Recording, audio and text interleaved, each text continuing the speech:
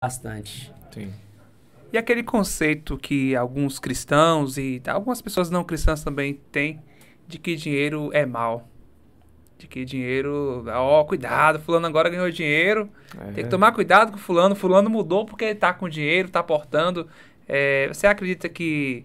Qual o seu conceito sobre dinheiro que você poderia apresentar biblicamente em relação a essa crença? Eu queria até acrescentar esse momento aí, achei muito pertinente sua pergunta, que tem um texto bíblico que é muito utilizado nesses momentos, que é: o amor ao dinheiro é a raiz de todos os males. E aí? Como fica o cristão com relação a isso? 1 Timóteo 6,10, né? Fala É. sobre isso. Alguns pensam que é o amor, não é? O amor é a raiz de todos os males, né? O amor ao dinheiro é a raiz de todos os males, né? É o amor ao dinheiro que é a raiz de todos os males, né? Alguns interpretam de forma equivocada esse texto. Então, quando a gente ama algo, essa é a cosmovisão cristã, acima de Deus e do próximo, realmente já estamos ali quebrando o princípio, né? Então, se nós amamos o dinheiro, porque na verdade o dinheiro não é para ser amado. Na realidade, quando eu leio a Bíblia, eu entendo o seguinte: o dinheiro, ele é para ser usado no contexto do amor. A Bíblia diz assim: amar a Deus sobre todas as coisas e ao próximo como a si mesmo. Então, o John Stott é um teólogo renomado, protestante, muito conhecido, né? Tem muitos livros. Ele disse que quando nós nos convertemos, quando o cristão nasce de novo, ele começa a ter uma nova perspectiva do dinheiro. E o dinheiro é para servir aos propósitos de Deus. Então, quando você usa a palavra amor, é interessante. Ou seja, na mão do cristão, o dinheiro chega para ele atender os propósitos de Deus. Isso é muito importante. Então, o cristão precisa estar consciente disso. O dinheiro vem às mãos para atender os propósitos de Deus. Porque para o cristão, o mais importante é Deus. Vamos para Mateus 6,33, encontramos: buscai, pois, em primeiro lugar o reino de Deus e a sua justiça, e as demais coisas vos serão acrescentadas. Então, o dinheiro é um acessório para nos ajudar no discipulado, nessa vida cristã. É um texto que bate pesado, né? Naqueles que são apegados ao dinheiro, que amam o dinheiro, que é o que realmente o texto diz, não amar o dinheiro. Alguns dizem assim: o dinheiro é a raiz de todos os males. Mas o texto não diz isso. É o amor ao dinheiro que é a raiz de todos os O males. amor ao dinheiro. Agora, a Bíblia também, nesse sentido aí, pede para as pessoas que querem ficar ricas para tomar um certo cuidado. Não é fácil, né? Exatamente. Muda Então, muita coisa. cuidado àqueles que querem ficar ricos. A Bíblia fala sobre isso, né? Em 1 Timóteo 6,9.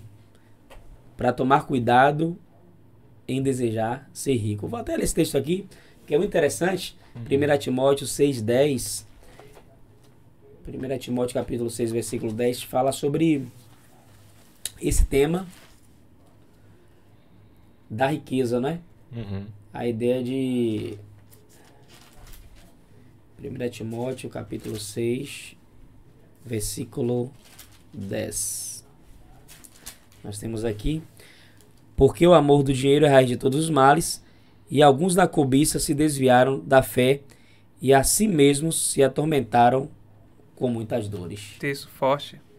Porque na verdade tem gente até que chega até um assassinato por conta de dinheiro, né? Tem gente que, como diz aí na linguagem popular, vira o cabeção mesmo, né? Por conta do dinheiro, pela ganância, pela avareza. Na verdade, eu acho que um dos maiores problemas hoje, ou os principais problemas na humanidade, vem por conta de avareza, de cobiça, de inveja, a luta pelo poder, que muitas vezes está associada ao dinheiro.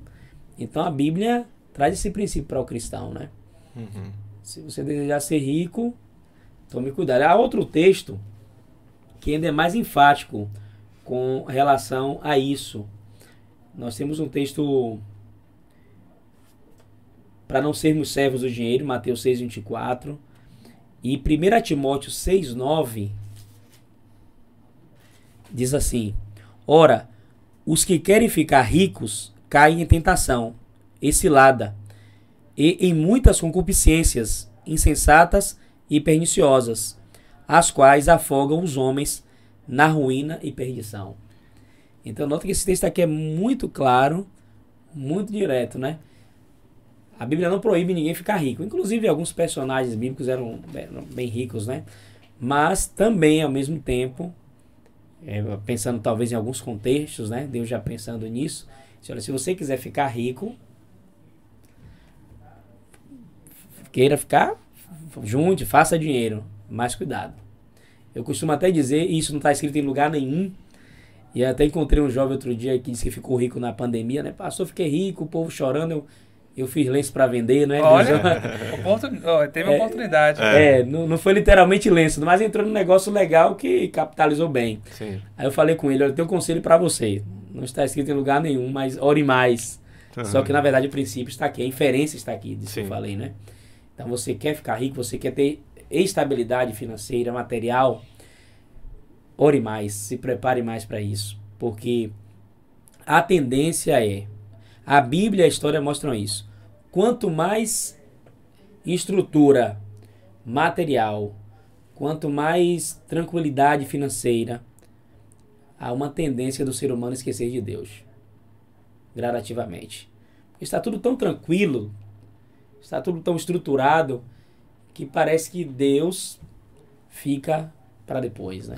Enquanto o senhor explica, eu pensei aqui, né, enquanto o senhor estava explicando esse detalhe, em pessoas que batem no bolso mesmo e falam, meu Deus é o meu dinheiro que está no meu bolso, na minha conta bancária.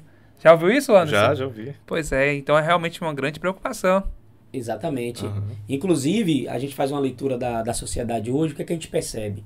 As pessoas, elas se alicerçam em 3 pilares, normalmente. Quais são esses pilares? Primeiro, o pilar do que eu tenho.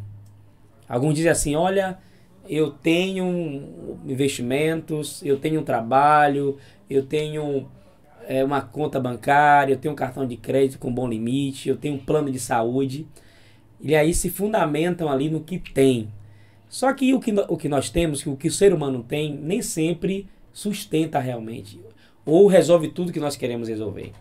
Nessa crise pandêmica aí nós tivemos uma evidência disso, né? Algumas pessoas com estrutura financeira boa, com plano de saúde muito bom também, só que não conseguiram vencer o vírus. Então o que nós temos nem sempre realmente nos sustenta na hora que mais precisamos.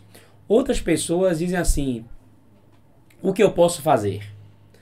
O que eu posso fazer resolve todos os problemas. E aí hoje você tem uma onda coaching, né? Acho até interessante. Algumas filosofias coaching, né, que trabalham com o desenvolvimento de pessoas, e até mostram ali a potencialidade das pessoas. Programação mental. Tem tudo isso. Tem umas filosofias interessantes. Uhum. Porque o ser humano pode fazer realmente muita coisa, até mais do que muitas vezes faz, né? Mas tem gente que vai para alguns encontros dessa natureza aí, de algumas filosofias coaching, e sai ali achando que pode fazer tudo. Mas depois cai na real. Esse pilar de que tudo a gente consegue fazer, o que eu posso fazer resolve o problema, nem sempre ele se sustenta. E o outro é quem conhece, né? Alguns dizem, olha, eu conheço meu patrão, eu conheço meu amigo, eu conheço meu cônjuge, e de repente vê que esse pilar pode se ruir também, infelizmente, né? Não é o que a gente quer para ninguém, mas é algo que há uma possibilidade de cair. Então, quem você conhece, o que você pode fazer e o que você tem, e no caso aqui a gente está falando de dinheiro também, muitas vezes não é suficiente mesmo. É bom que você tenha, que você consiga fazer, que você conheça, mas acima de tudo, nós temos um pilar que esse é indestrutível, que é o próprio Deus. Então, no nosso relacionamento com o dinheiro, nós precisamos entender isso. O dinheiro pode acabar, pode ter crise. E o que sustenta a vida do cristão, a vida de forma geral, é realmente Deus. É o Senhor, né, como nós acreditamos. Então, vale a pena a gente confiar nele. Porque todas as estruturas que nós temos, todos os pilares que sustentam a nossa vida, por assim dizer, eles são vulneráveis. Há possibilidade de serem destruídos. Mas o pilar eterno que é Deus, esse aí ninguém consegue destruir. Amém.